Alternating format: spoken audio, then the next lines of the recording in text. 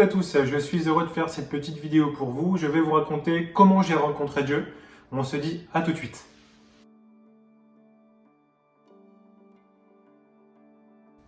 Je suis né d'une famille catholique. Je me considérais comme athée, cartésien, terre à terre. Je croyais uniquement à ce que je voyais. J'ai eu le privilège de recevoir une bonne éducation de la part de mes parents. J'ai manqué de rien. J'ai construit ma vie par mes propres forces. Je ne faisais confiance qu'à moi-même. Et tout s'effondre d'un coup. C'était en 2015, où mon deuxième échec sentimental est apparu. C'était une relation qui durait depuis un bon moment. J'ai tout perdu d'un coup. On avait une maison, on avait des biens. Et durant ces moments-là, on se pose toujours la question, pourquoi ça m'arrive? Pourquoi cette injustice? J'avais l'impression d'être quelqu'un de bien. J'ai entendu parler de Dieu pour la première fois à ma rencontre avec Noémie. Elle me disait qu'elle était chrétienne, pratiquante, et que donc elle allait à l'église. D'abord j'étais surpris, mais ça ne me dérangeait pas plus que ça. Et j'ai été curieux. Je lui ai posé beaucoup de questions et là elle m'a parlé de sa foi, elle m'a parlé de Dieu. Pour la première fois, j'ai entendu parler de Dieu avec amour. C'était la première fois que j'entendais parler de Jésus-Christ, la personne de Jésus-Christ. Qui était Jésus-Christ? J'avais jamais entendu parler de cet homme de cette manière. Je connaissais Jésus, mais uniquement par ma propre intelligence et le caté que j'ai fait quand j'étais jeune. Noémie me disait que Jésus était mort à la croix pour moi, pour me sauver de mes péchés, c'est-à-dire de vivre sans Dieu. Et j'ai pris conscience qu'en effet, j'ai pas invité Dieu dans ma vie, que j'ai vécu depuis mon enfance sans Dieu. À ce moment-là, j'ai mesuré l'impact que ça pouvait avoir dans ma vie, dans la vie des hommes en général. Je décide donc d'aller à l'église, de découvrir ce qu'est l'église évangélique, donc l'église dont Noémie me parlait. Je ne connaissais pas avant cette église, je connaissais uniquement les églises catholiques. C'était tout nouveau pour moi.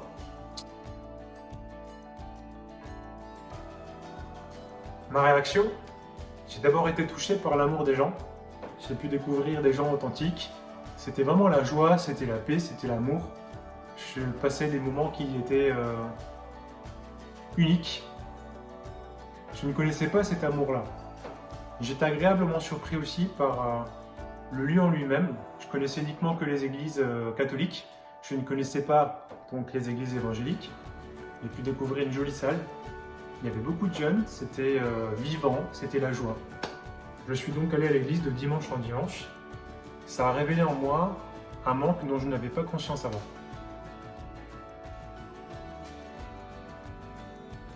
J'ai tout essayé dans ma vie, ça n'a pas marché. Pourquoi ne pas essayer Jésus-Christ? Alors ce jour-là, à l'église, j'ai répondu à un appel par le pasteur. Il disait simplement, celui qui désire donner sa vie à Jésus, lève la main et on priera simplement pour lui. Ce jour-là, j'ai levé la main, mais j'ai levé la main devant Dieu.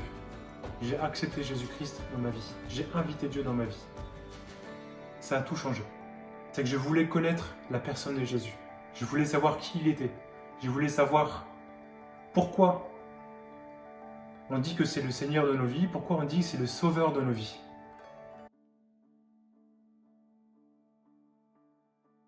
On me disait que Dieu était un Dieu de relation d'amour. C'est-à-dire qu'il voulait une relation avec ses enfants. Donc j'ai commencé à lui parler. J'ai commencé donc à prier pour la première fois. C'était un peu bizarre. Mais on me disait, parle à Dieu, dis-lui ce que tu as sur le cœur. Quelque temps après, Dieu m'a parlé dans un rêve. C'était encore une fois très clair. J'étais dans un entrepôt, désordonné. Il y avait beaucoup de choses autour de moi, beaucoup d'objets, mais tous ces objets étaient vraiment en vrac. J'arrive à un endroit et je vois un homme retourner. À ce moment-là, j'essaye de interpeller cette personne pour pouvoir lui parler, lui demander qui est cette personne. Cette personne se retourne et le moment où je souhaite ouvrir la bouche pour parler à cette personne, j'ai pas eu le temps de placer un mot que ce monsieur m'a dit « Ok, je t'accepte » d'une manière assez autoritaire. « Ok, je t'accepte, mais tu as du travail. » J'ai été saisi sur le coup et je me suis réveillé. Plus tard, j'ai essayé de comprendre quelle était la signification de ce rêve.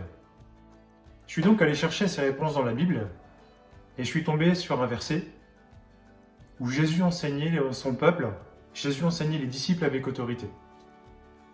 Du coup, ça m'a frappé, ça m'a touché, parce que je me suis dit, voilà pourquoi cet homme dans mon rêve me parlait avec une autorité.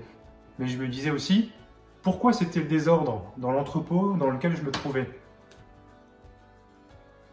Il s'avère qu'à ce moment de ma vie, donc le moment où Dieu m'a parlé dans mon rêve, dans ma vie c'était le vrac, dans ma vie c'était le désordre. J'ai compris pourquoi le lieu dans lequel je me situais était complètement en vrac. Ça a été une deuxième réponse. Ensuite, j'ai compris que cette personne, dans mon rêve, c'était Dieu. Pourquoi est-ce que Dieu me disait « Ok, je t'accepte, mais tu as du travail ». Quand nous acceptons Dieu dans nos vies, les pensées de Dieu commencent à venir dans nos pensées. Dieu vient régner en nous.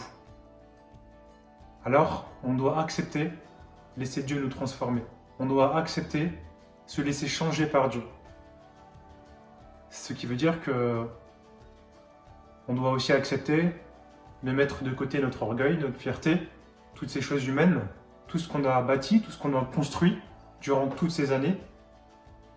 On doit laisser Dieu déconstruire tout ça. Mon travail était donc de me laisser transformer par Dieu. Là où je ne pouvais plus, où je n'arrivais pas à pardonner, j'ai commencé à pardonner. Là où je n'arrivais plus à aimer, j'ai commencé à aimer. Mais je voyais bien, je sentais bien que ce n'était pas par mes propres forces. C'était par la force de l'Esprit de Dieu qui vivait en moi. Je vivais des choses complètement nouvelles. En étudiant la parole de Dieu, je me suis rendu compte que Jésus lui-même s'était fait baptiser par Jean. J'ai donc moi aussi demandé ce baptême, 1 an plus tard. C'est un baptême que j'ai choisi. J'étais baptisé quand j'étais bébé, mais là c'était un baptême que j'avais choisi. Ce baptême signifiait pour moi la mort à mon ancienne vie, la mort à moi-même et la renaissance d'une nouvelle vie avec Christ.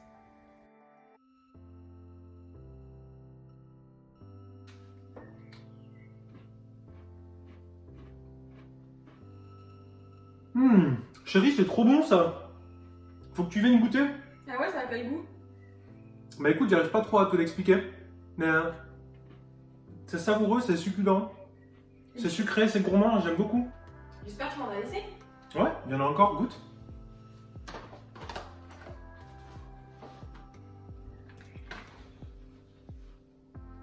Ah, c'est trop bon. Bah tu vois, je te l'avais dit. Bah avec Dieu, c'est la même chose. On aura beau vous en parler pendant longtemps, le mieux encore, c'est d'y goûter. Et peu importe d'où vous venez, l'éducation que vous avez eue, la religion peut-être qu'on vous a inculquée, là où vous avez grandi, enfin, Dieu fait pas de différence en fait. Il veut nous sauver chacun et si vous êtes, si vous avez un cœur sincère en fait avec lui et que vous lui posez sincèrement la question, ça peut être dans votre chambre, peu importe où d'ailleurs, ben, si vous frappez à sa porte, Dieu se laissera trouver et il vous répondra. En tout cas, c'est tout ce qu'on vous souhaite parce que c'est ce qui nous est arrivé de meilleur. On espère que cette vidéo vous aura aidé, vous aura parlé et qui sait, peut-être à bientôt. Ciao. Salut, ciao.